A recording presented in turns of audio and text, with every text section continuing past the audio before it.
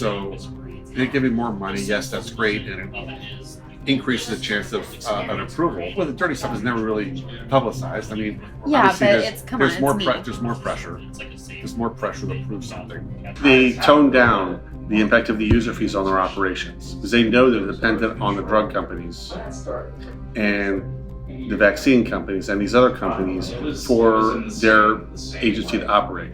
It'll be a recurring fountain of revenue. If they can get every person required at an annual vaccine, that is a recurring return of money. The drug companies, the food companies, the vaccine companies, they pay us hundreds of millions of dollars a year to hire and keep the reviewers to approve their products. Well, there's a money incentive for Pfizer and the drug companies to promote additional vaccinations. Like how much money do they get? Well, I mean, it'll be a recurring fountain of revenue. It might not be that much initially, but it'll be recurring if they can get every person required at an annual vaccine. That is a recurring return of money going into their company. Okay, so like if they mandate it for these toddlers, then it's guaranteed income.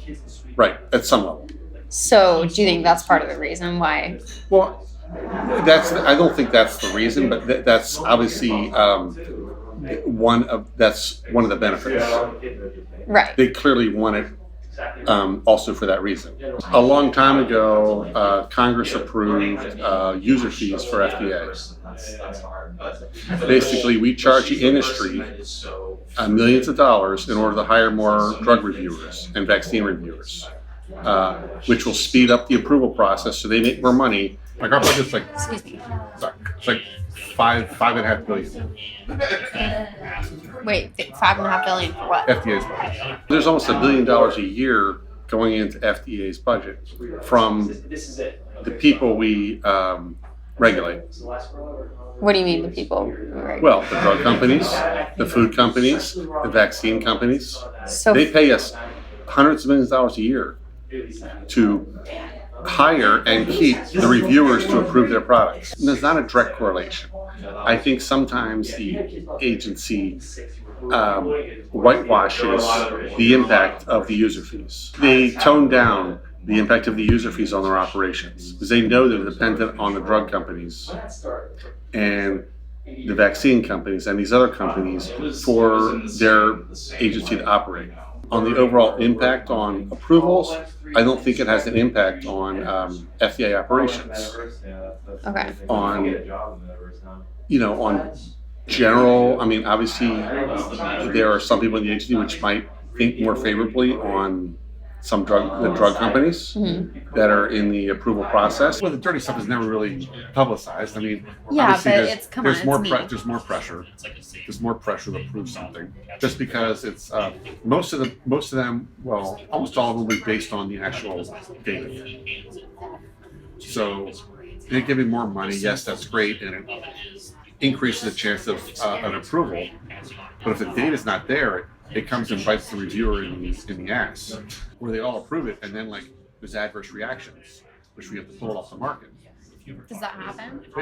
It happens a lot. And all these organizations within FDA, they started to see all this cash in their eyes. It's like, oh, I need to grab some of that.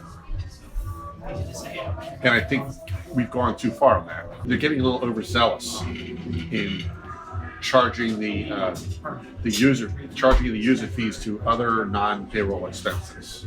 Why would they do that? Well, why not? The money gets banked. It's not spent. It's a multi-year, and the money gets banked there, and you want to be able to spend it. Spend it on whatever you can, whether it's right or wrong. So then Congress approved it at a smaller level. They approved it mainly for payroll.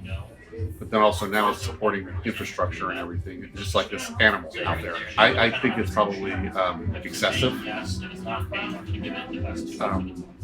But industry doesn't want to complain about it too much. But I think FDA is probably I think they're using it to cover other expenses that don't necessarily tie in with the need of the user fees. I don't think there's enough people saying there, like, look, that's fine, but that's not right, so we're not going to charge that. You don't want to be that person. You're not going to have a long shelf life in the agency if you're always that person. Always that person that's kind of like criticizing or suggesting that maybe we shouldn't be doing this. So if you speak out about it, if you see them, you're marked. What do you mean you're marked? You're not going to get to certain levels in government. There's not an incentive to speak out in government, surprisingly. You would think there would be, but there's not. It's better just to not say anything and just ignore it. The whistleblower, while it's high profile, the whistleblower statutes and everything, that's kind of ridiculous. There's no protection for someone who speaks up. Isn't there supposed to be? There is supposed to be, but like there's easy ways to get around that. How do you get around it? Well, you'd be marked from getting other jobs because another office is not going to want to hire you if you've spoken out about something, right or wrong. They don't look at what you've spoken out about. They're just not willing to. Government's about rocking the boat. And they don't want to, which is the problem I have with, one of the problems I have with government is like, they don't like people rocking the boat for right or wrong at all costs. They want to hire a safe person that can do the job, but doesn't necessarily is a great hire. So the type of person that will turn a blind eye if they see that's anything. That's who they would hire, from what I've heard. And they, no one's going to hire that person.